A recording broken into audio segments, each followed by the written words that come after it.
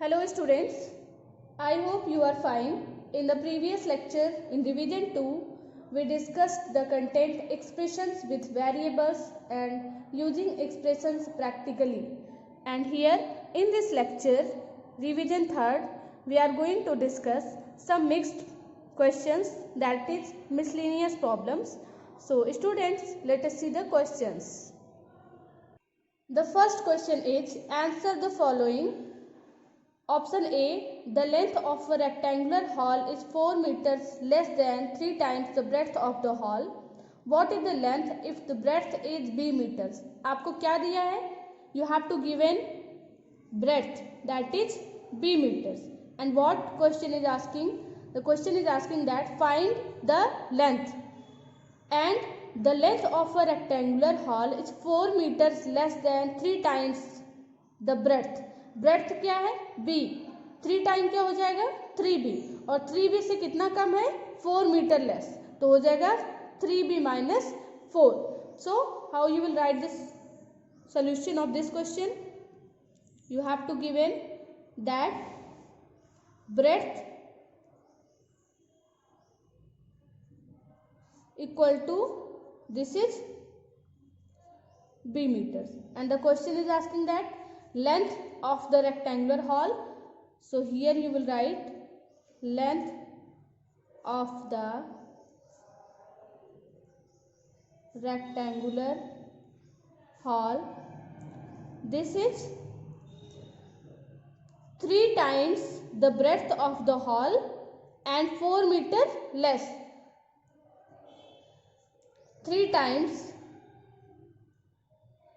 breadth of the hall, less कितना करना है? 4 मीटर्स. तो कितना हो जाएगा? 3 breadth of the hall is b minus 4. ये क्या हो जाएगा? Metres. This is the length of the rectangular hall. Option B is a rectangular box has height h centimetre. सबसे पहले आपको जो रेक्टेंगुलर बॉक्स है उसकी हाइट दिया है, that is h centimetre, and its length is 5 times the height. ठीक है, लेंथ क्या दिया है? 5 टाइम्स द हाइट. तो पहले हम क्या करते हैं? ब्रेड्थ राइट कर लेते हैं. सॉरी, पहले हम हाइट राइट कर लेते हैं क्योंकि हमको दिया है हाइट. ठीक है, उसके बाद लेंथ जो है वो हाइट की 5 टाइम्स है, तो हम लेंथ निकाल लेते हैं, उसके बाद ब्रेड्थ फाइंड करते हैं. तो देखिए हम राइट करेंगे, here we will write that height of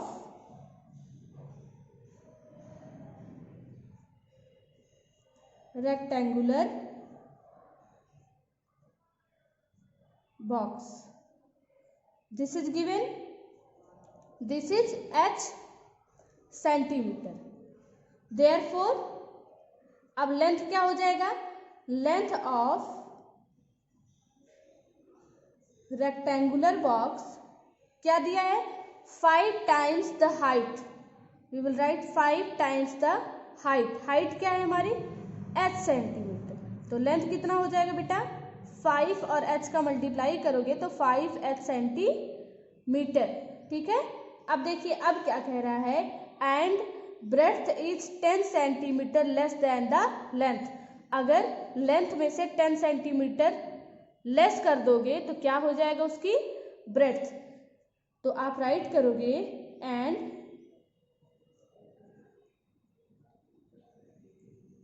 breath of rectangular box, ये क्या है बेटा? 10 centimetre less than the length. जितनी लेंथ है उससे 10 सेंटीमीटर कम. तो 5h इसकी लेंथ है, उसमें से 10 आप सब्ट्रैक्ट कर दीजिए, तो जो आएगा this will be the length, this will be the breadth of rectangular box. ठीक है, चलिए अब हम लोग ऑप्शन सी देखते हैं. अ बस travels eight v kilometre per hour.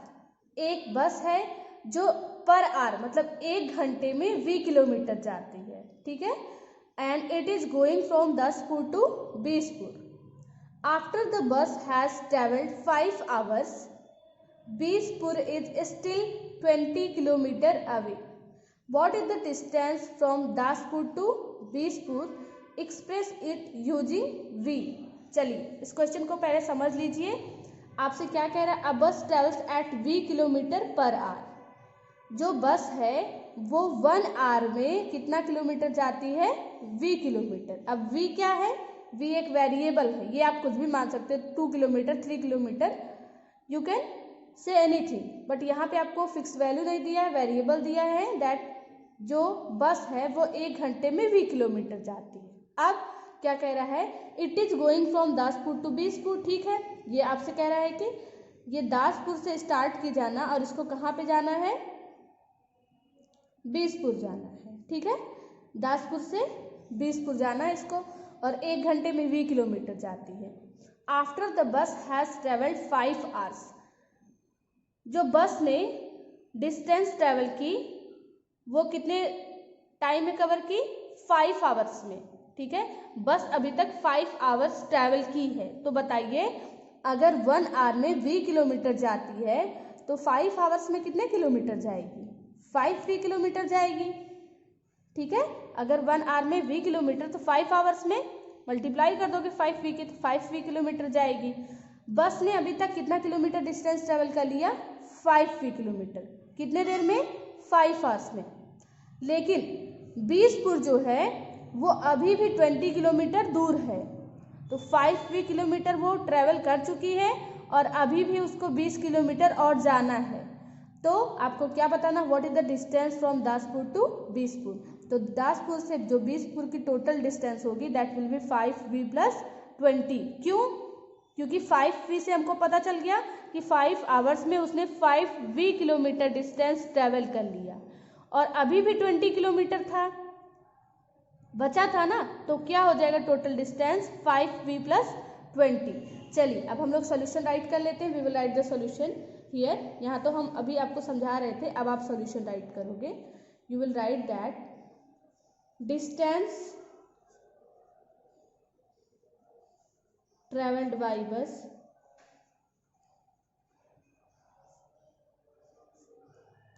बस in 1 hour, that is v kilometer. Therefore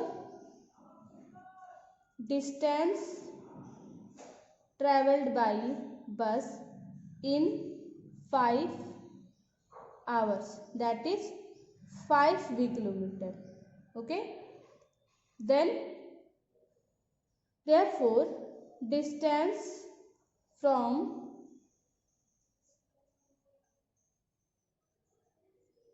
Daspur to Bispur क्या हो जाएगा, 5 किलोमीटर अभी तक बस ने ट्रैवल किया और 20 किलोमीटर अभी बचा है। अगर दोनों को मिला देंगे तो ये टोटल डिस्टेंस हो जाएगी दासपुर टू बीसपुर के बीच की। तो टोटल डिस्टेंस कितनी हो गई, 5v + 20 किलोमीटर। ओके, चलिए अब हम लोग सेकंड क्वेश्चन देखते हैं। Here question is given that change the following statements using expressions into statements in ordinary language। ये जो आपको following statements दिए गए हैं उसको चेंज करना है, expressions आपको जो दिए गए इनका यूज करते हुए into ordinary language statement में। जैसे फर्स्ट ऑप्शन में दिया है a notebook costs is ₹p, a book costs is ₹3p। तो आपको यहाँ पे एक्सप्रेशन दिया 3p ना, तो आप क्या राइट करोगे, a book cost is 3 times the cost of a notebook. Cost of notebook कितना है, p, और बुक का कॉस्ट कितना है, नोटबुक के कॉस्ट का 3 टाइम। तो आप इसको ऑर्डिनरी लैंग्वेज में कैसे राइट करोगे, you will write that a book cost is 3 times the cost of a notebook। चलिए बी वाला देखिए, Tony puts Q marbles on the table. Tony Q marbles table पे रखता है, he has 8 Q marbles in his box. Tony के box में कितना marbles है? 8 क्यू। ठीक है, अब आपको 8 क्यू इस एक्सप्रेशन का यूज करना है और ऑर्डिनरी लैंग्वेज में चेंज करना है। तो क्या करोगे? You have to write that Tony has, यहाँ ही का मतलब Tony, Tony has 8 times, Q क्या है? It is the number of marbles put on the table. तो आप स्टेटमेंट कैसे राइट करोगे? Tony has 8 times the number of marbles put on the table by him. चलिए स्टेटमेंट राइट करते हैं हम लोग। We will write that Tony has 8 है, 8 times Q, it is the number of marbles put on the table by him। तो ये हमारा change हो गया ऑर्डिनरी लैंग्वेज में। चलिए ऑप्शन सी देखिए। Here our class has N students, the school has 20 N students. अब आपको यहाँ पे ये जो एक्सप्रेशन दिया 20 एन स्टूडेंट्स, इसका यूज करना है। तो क्या राइट करोगे? The school has 20 times N the number of students in the class. ठीक है, तो सिंपल है, आप क्या राइट करोगे? The school has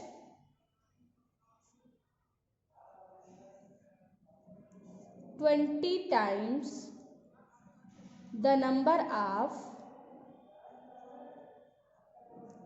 students in the class। चलिए option D is Jaggu is Z years old. जो जग्गू की करंट एज है वो जेड ईयर है। His uncle is 4 Z years old.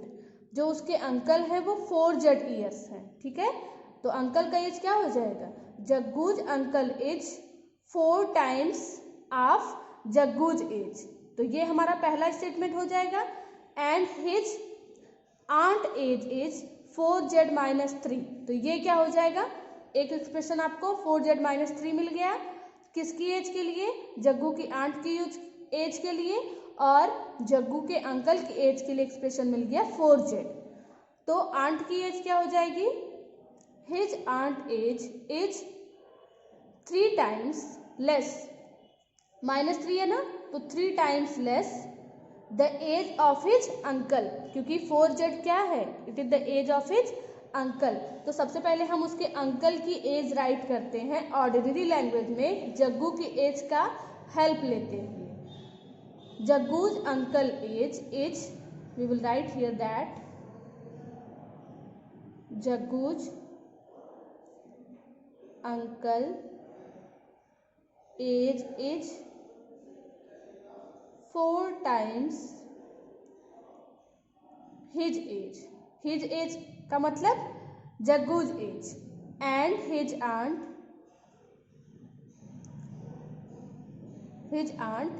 3 years less है ना, 4 टाइम्स जग्गूज अंकल एज। तो राइट करेंगे and his aunt's age is 3 years less than the age of his uncle।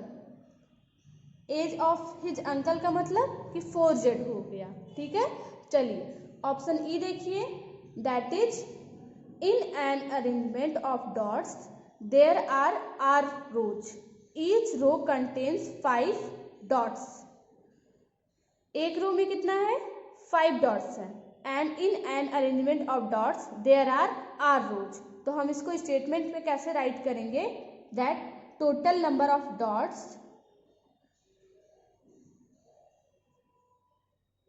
In a row is 5 times the number of rows। तो यहाँ पे क्या हो जाएगा, number of dots in a row is 5 times the number of rows. ठीक है। See the next question, that is question number 3rd. The question is, pick out the solution from the values given in the bracket next to each equation so that the other values do not satisfy the equation. आपको यहाँ पे एक equation दिया है, the equation is 5m equal to 60. आपको check करना है यहाँ पे जो भी वैल्यू दिया गया है कौन सी वैल्यू है जो इस इक्वेशन को सेटिस्फाई करती है। तो सबसे पहले हम एक एक करके सारी वैल्यूज लेंगे, इक्वेशन में रखेंगे और चेक करेंगे कि कौन सी वैल्यू इस इक्वेशन को सेटिस्फाई कर रही है। तो सबसे पहले हमको क्या दिया, 10 दिया है, तो हम राइट करेंगे फॉर m इक्वल टू, पहले m की वैल्यू हम कितना रखते हैं 10, फॉर m इक्वल टू 10। आपको पता है कि किसी इक्वेशन में दो साइड होते हैं, एक लेफ्ट हैंड साइड दूसरा राइट हैंड साइड। तो लेफ्ट हैंड साइड हमारा ये है, तो लेफ्ट हैंड साइड में हम रख के चेक करते हैं 5 मल्टीप्लाई m की वैल्यू कितना रखना है 10 रखना है, तो लेफ्ट हैंड साइड कितना आ गया 50 आ गया। और राइट हैंड साइड हमारा कितना दिया है 60 दिया। तो क्या यहाँ पे लेफ्ट हैंड साइड और राइट हैंड साइड इक्वल है, नहीं, here left hand side is not equal to right hand side, therefore m equal to 10 is not the solution of the equation। ठीक है, सोल्यूशन कब होगा, जब लेफ्ट हैंड साइड और right hand side दोनों equal आ जाएंगे। चलिए अब हम दूसरी वैल्यू चेक करते हैं, for m equal to 5।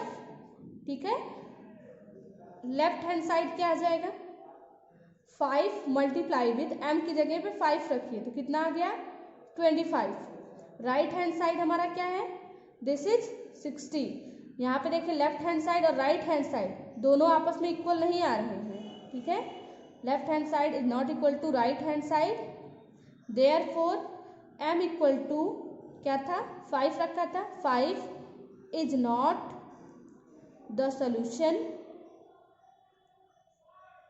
Of the equation. Equation को शॉर्टकट में आप ई क्यू एन राइट कर सकते हो। ठीक है, अब हम क्या चेक करेंगे, फॉर m इक्वल टू, तीसरी वैल्यू कौन सी है 12 है ना, तो 12 रख के चेक करते हैं, फॉर m इक्वल टू 12। तो देखिए लेफ्ट हैंड साइड में पहले रखते हैं, लेफ्ट हैंड साइड में 5m है ना, तो 5 मल्टीप्लाई विथ 12, तो 5 को 12 से मल्टीप्लाई करो कितना आएगा 60। राइट हैंड साइड में क्या है हमारा 60 है, तो यहाँ पे देखिए here left hand side is equal to right hand side. यहाँ पे लेफ्ट हैंड साइड और राइट हैंड साइड क्या आ गए इक्वल आ गए, लेफ्ट हैंड साइड भी 60 है और राइट हैंड साइड भी 60 है ना। तो यहाँ पे हम राइट करेंगे therefore m equal to 12 is the solution of the equation. जिस वैल्यू को पुट करने के बाद लेफ्ट हैंड साइड और राइट हैंड साइड इक्वल आएगा वही वैल्यू उस इक्वेशन को सेटिस्फाई करेगी और वही उस इक्वेशन का सोल्यूशन होगा। ठीक है, तो यहाँ पे कौन सा वैल्यू आ गया जो सेटिस्फाई कर रहा है, that is m equal to 12। चलिए एक वैल्यू और दिया, हम इसको भी रख के चेक कर लेते हैं। ठीक है, तो हम यहाँ पे एक लाइन ड्रॉ कर देते हैं, फिर क्या है फॉर m इक्वल टू 15। वैसे ये तो करेगा नहीं क्योंकि आपको तो ऑलरेडी पता चल चुका कि m इक्वल टू 12 सेटिस्फाई करेगा, लेकिन फिर भी रख के चेक कर लो, फॉर m इक्वल टू 15। तो लेफ्ट हैंड साइड क्या आ जाएगा 5 multiply with 15 that is 75, and right hand side कितना आ जाएगा, ये तो 60 दिया है। Here again left hand side is not equal to right hand side, therefore m equal to 15 is not the solution of the equation। ठीक है, चलिए इसी क्वेश्चन का ऑप्शन बी देख लेते हैं हम लोग। Option B is n plus 12 equal to 20, and जो वैल्यूज दी है n की वो 12, 8, 20 और 0 दिया है। तो चलिए सबसे पहले हम n की वैल्यू कितना रखते हैं, फॉर n इक्वल टू 12। ठीक है, तो लेफ्ट हैंड साइड क्या आ जाएगा हमारा, n की जगह क्या रखना है, 12 रखना है, plus 12 plus 12 that is 24। Right hand side हमको कितना दिया है, ये दिया है हमारा 20, तो 24 और 20 left hand side is not equal to right hand side, therefore n equal to 12 is not the solution of the equation। अब हम क्या रखेंगे, दूसरी value for n equal to 12 रख चुके, 8 रखते हैं, n इक्वल टू 8, तो n plus 12 left hand side में रखिए, लेफ्ट हैंड साइड में n की जगह पे 8 रखना है, फिर प्लस 12, तो लेफ्ट हैंड साइड कितना आ गया, 20 आ गया, 12 8 20। राइट हैंड साइड में हमारा कितना है, 20 है। Here LHS is equal to RHS, left hand side right hand side equal है, therefore n equal to 8 is the solution of the equation. अब आपको पता चल गया कि कौन सा सॉल्यूशन है, n इक्वल टू 8, लेकिन हम जो अदर वैल्यूज दी हैं इसको भी रख करके चेक कर लेंगे। तो आप जो आगे के दो स्टेप्स हैं for n equal to 20 and for n equal to 0, खुद से रख करके खुद से पुट करके चेक करिएगा कि left hand side right hand side equal है या फिर नहीं, स्टेटमेंट आप खुद से राइट करिएगा, ठीक है। चलिए अब हम लोग लास्ट क्वेश्चन देख लेते हैं, question number 4। The question is complete the table by inspection of the table, find the solution to the equation m plus 10 equal to 16। चलिए हम m की वैल्यूज रखते हैं एक एक करके और फाइंड करते हैं कि जो हमको इक्वेशन दिया है m प्लस 10 इक्वल टू 16, इसमें m की वैल्यू क्या मिलेगी, ठीक है। तो m की वैल्यू अगर हमारा 1 है तो यहाँ पे m प्लस 10 कितना हो जाएगा, 1 प्लस 10 दैट इज 11। हमको m प्लस 10 इक्वल टू कितना लाना है, 16, और हम m की ऐसी कौन सी वैल्यू पुट करें कि हमको 16 मिल जाए। तो आपको पता है कि m इक्वल टू 6 रखेंगे तो हमको मिल जाएगा, बट हमको ये टेबल फिल करना है और यहाँ पे m की वैल्यू भी फाइंड करनी है, ठीक है। 2 रखेंगे तो 2 प्लस 10 दैट इज 12, 3 रखेंगे 3 प्लस 10 दैट इज 13, 4 रखेंगे तो 4 प्लस 10 14, 5 रखेंगे तो 15, 6 रखेंगे तो 6 प्लस 10 इक्वल टू 16, 7 रखेंगे तो 17 आएगा, 8 रखेंगे तो 18 आएगा, 9 रखेंगे 19 आएगा, और 10 रखेंगे तो 10 प्लस 10 दैट इज 20 आएगा। तो आप बताइए कि m प्लस 10 इक्वल टू 16 कब आया, जब हमने m की वैल्यू कितना रख दिया, 6 रख दिया। जब m इक्वल टू 6 है तो 6 प्लस 10 इक्वल टू 16, तो सॉल्यूशन क्या होगा, m equal to 6 is the solution of the equation m plus 10 equal to 16, ठीक है। चलिए ऑप्शन बी देख लेते हैं, that is complete the table by inspection of the table, find the solution to the equation here given that 5t equal to 35। तो यहाँ t है, यहाँ 5t है, ठीक है। देखिए अगर t हमारा 3 है तो 5t कितना हो जाएगा, 15 हो जाएगा, ठीक है। 4 है तो 5 मल्टीप्लाई विथ 4 कितना हो जाएगा, 20 आ जाएगा। फिर t अगर 5 है तो 5 5 जा 35, 6 है तो 5 6 जा 30, 7 है तो 5 मल्टीप्लाई 7 35, ये देखिए मिल गया हमको 5t इक्वल टू 35। तो t की वैल्यू कितनी आएगी, 7 आएगी, लेकिन हमको इसको टेबल को फिल करना तो कर लेते हैं। 5 को t से मल्टीप्लाई मतलब 8 से मल्टीप्लाई करिए तो कितना आएगा, 40 आएगा, ठीक है। फिर 5 को 9 से तो कितना आ जाएगा, 45। आप आगे फिल करिएगा, ठीक है। तो यहाँ पे जो 5t इक्वल टू 35 मिला, वहाँ पे t की वैल्यू आपने कितना रखा है, 7। अगर t इक्वल टू 7 तो 5t इक्वल टू 35। तो आपको यहाँ लिखना m इक्वल टू